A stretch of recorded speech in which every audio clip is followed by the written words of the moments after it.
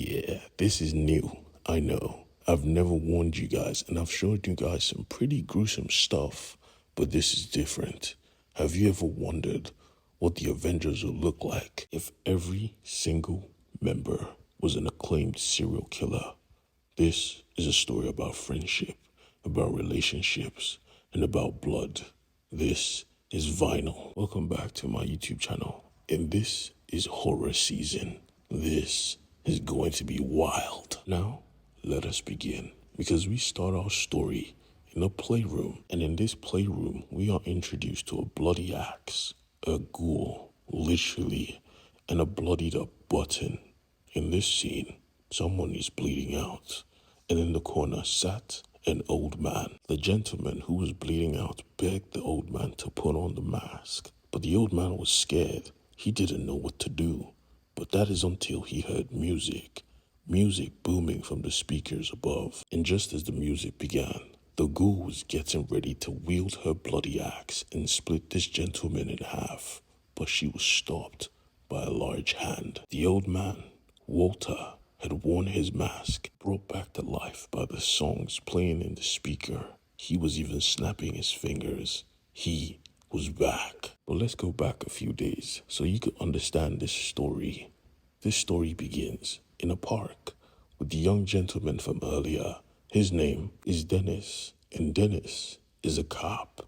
Matter of fact, he's a cop that specializes in the gruesome. His job is to track down serial killers. And Dennis was here to have coffee with his best friend, Walter. Walter is a serial killer. But in my opinion, Walter was just happy to be around Dennis. You could see he was brought back to life at the sheer presence and at the sheer thought that Dennis had bought him coffee. Dennis, however, did not like this because he knew what Walter was. He knew Walter was a monster. He could never be friendly with this guy. But his boss in his ear made sure to remind him he had a job to do. Stay on mission. Don't be a jerk. And so, Dennis revealed he brought a present for Walter. This present was a record, a vinyl, a song that Walter surely did love. And Dennis knew this. You see, this song in particular was played when a murder took place a few weeks back. Looking at Walter eyeball to eyeball, he asked him, "When last did you hear this song?" And Walter started to remember. He remembered a few weeks back. He remembered a gruesome sight, and he lived in those memories. It got so bad, even Dennis had to call him to reality. "Walter." Now realizing he was quiet for too long, he answered, "Yes, I listened to the song 2 hours ago. A friend of mine downloaded it for me 2 weeks ago." But this was already too suspicious. 2 weeks ago was the exact day of the murder. The neighbors recounted that this song was playing on the loop when the murder took place. But before Walter could even reply, someone approached Dennis from behind. She was beautiful. And right next to her stood a buff gentleman and another woman in a mask. She looked at Dennis and said, "Hey, Dennis, how you been?" And he said, "Oh no." Walter was confused. "Who's this woman?" And Dennis was silent. She says, "I hope you haven't forgotten who I am." And Dennis said, "Of course not. I know you. But my question is, what are you doing here?" And she just gets an iPad from one of her guards and gives it to him. "You see, my son, who you put away for a long time, has started his search for a woman." As soon as Dennis saw what he saw on the screen, he was so shocked. He slammed the iPad on the table. "Why are you showing me this?" She laughed and said, "No reason. Look to your side. Do you remember your daughter? The one you chased away, saying if you don't go to college, you don't get to live in my house? Well, she's part of my cult now, and she is to be my son's new bride." As soon as he heard this, he said, "Stop. You want me, so take me."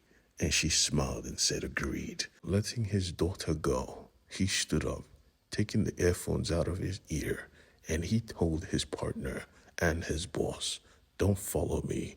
This is my problem," before leaving the earpiece on the table and leaving. But he made sure to take the vinyl, telling Walter he hasn't earned it yet. As he left, Walter picked up the earphones You see, he had known his friend was an agent all this time. Speaking to the mic, he called out Dennis's partner by name, Vic. Protect Dennis's child, because he could tell already this cult was different. They were like him. Hopping on his little bike, he decided to give chase. He decided to approach. As Walter, the lady, however, decided to stop him and even made fun of his bike. You are a simple man, but you need to leave. You don't want this smoke. All Walter could say was, he's my best friend. And she laughed. Your best friend? You don't know what he is. But in all honesty, Walter didn't care what he was. He made a request and she denied it. Even going further to ask him, should my guards escort you out? He simply said, no thank you. I have my bike. And he rode his bike out, knowing full well that he will be returning. Reaching the borders of this land, he made sure to leave a letter in the mailbox before riding away, saying to himself, I made the request. She denied it. New friends it is. Remember when I told you this story was about a team like the Avengers, where every single member was an established serial killer? Well, be careful who you mess with. She had kidnapped the wrong person's best friend, and now she was going to pay, because the signal had gone out and all the Avengers were assembling. His team of butchers were assembling. But as usual in every team, there has to be one person who isn't supposed to be there. Vic was that person. Unbeknownst to her, she was just having an okay night. What she didn't know was she was about to go on a very gruesome adventure to rescue her partner, led by the individual she would never expect. Snap was already in the room. Now, if you're wondering what was Dennis doing while the Avengers were assembling, well, he was getting his ass beat while Shorty was bragging about her amazing life, thanking him for locking up her son, telling him he gave her focus. He gave her something to strive for. But someone was going to ruin her party, because in the dead of night, on the cameras, they saw someone lurking in the darkness. Not wanting to be interrupted, she sent off all her guards to protect them and lock her into the bunker. This building was a bunker with a very efficient surveillance system.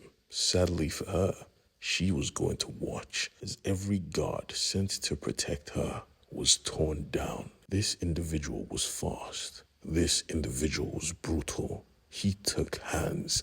He tore them limb from limb. His most distinct feature was his teddy bear mask he wore on his head. In the cover of night, he did his work. And as the cameras panned out, they saw who this individual was, because he took off his mask very slowly.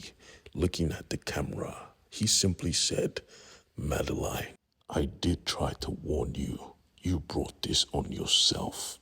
Here comes Walter.